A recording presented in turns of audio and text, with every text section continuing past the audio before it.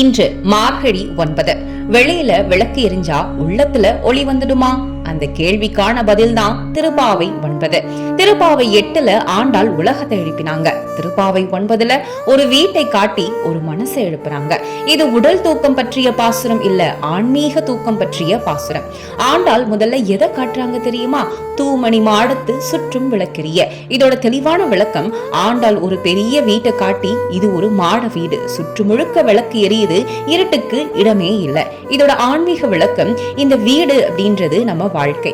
வெளியில எல்லா வசதியும் இருக்கு, அறிவு, செல்வம், வாய்ப்பு எதற்குமே குறைவு இல்லை. ஆனா வெளியில ஒளி இருந்தாலே உள்ள மனசு விழிச்சிடும்னு அர்த்தம் இல்ல.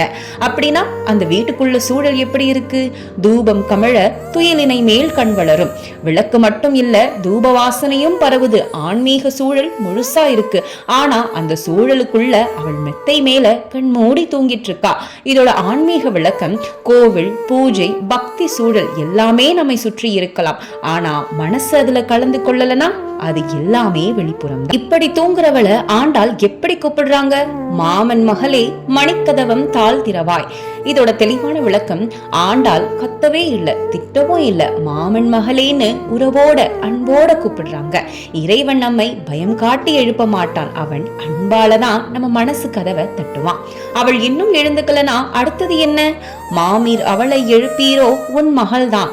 அவளுடைய அம்மாவையே கூப்பிடுறாங்க, உன் மகளை எழுப்ப முடியுமான்னு. இதோட ஆன்மீக விளக்கம், சில நேரம் ஒரு மனசை எழுப்ப ஒரு நல்ல வழிகாட்டி தேவை, அம்மா போல, ஒரு ஆசான் போல. அவள் ஏன் இப்படி அசையாம இருக்கா? ஊமையோ அன்றி செவிடோ அனந்தலோ. தெளிவான விளக்கம் என்னன்னா, பேச முடியாதவளா, கேட்க முடியாதவளா, இல்ல சோம்பேறியா? இது ஆன்மீக விளக்கம் என்னன்னா, இது கேலி இல்ல, நம்ம மனசுக்கே கேட்கிற கேள்வி. நம்ம கேட்க மாட்டோமா, அல்ல கேட்க விரும்ப மாட்டோமா? அப்படின்னா இந்த தூக்கம் எப்படிப்பட்டது? ஏம பெருந்துயில் மந்திர வட்டோலோ. இதோட தெளிவான விளக்கம், இது சாதாரண தூக்கம் இல்ல, ஆழ்ந்த மயக்கம். ஆன்மீக விளக்கம் என்னன்னா, ஆசை, அகந்தை, அறியாமை இவை எல்லாம் சேர்ந்து மனசை கட்டி போட்டிருக்கு. இந்த மயக்கத்திலிருந்து எப்படி எழுப்ப முடியும்? மாமையன் மாதவன் வைகுந்தன் என்றென்று ஆண்டாள் கண்ணனோட நாமங்களை சொல்ல ஆரம்பிக்கிறாங்க. இறைவன் நாமம் மனசை எழுப்புற சக்தி, அது மெதுவா மயக்கத்தை நீக்கும். ஏன் இவ்வளவு நாமங்கள்? நாமம் பலவும் நவின்றேலோர் எம்பாவாய்.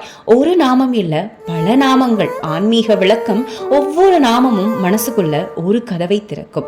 அதுதான் முழு எழுச்சி. இந்த திருப்பாவை பாடல் 9ல இருந்து நாம என்ன புரிஞ்சுக்கணும்னா, வெளியில விளக்கு, பூஜை, பக்தி இருந்தா மட்டும் போதாது, உள்ள மனசும் விழிக்கணும். ஆண்டாள் நமக்கு சொல்றது ஒண்ணுதான், இறைவன் நம்மை அன்பால் தான் கூப்பிடுறார். இந்த அழைப்பை ஏத்துக்கிட்டா அடுத்த பாசுரத்துல இந்த பக்தி எப்படி ஒரு உறுதியான நடைப்பயணமா மாறுதுன்னு ஆண்டாள் நமக்கு விளக்குறதையும் நம்ம பார்க்கலாம். இந்த வீடியோ உங்க மனசை தொற்றுந்துச்சுன்னா லைக் பண்ணுங்க, ஷேர் பண்ணுங்க. ஏதாவது தவறுகள் இருந்தா கமெண்ட்ல சுட்டி காட்டுங்க. அடுத்த பதிவுல கண்டிப்பா திருத்திக்கிறேன். சப்ஸ்கிரைப் பண்ணி இந்த பக்தி பயணத்துல எங்களோட சேருங்க. அருளேலோர் எம்பாவாய்.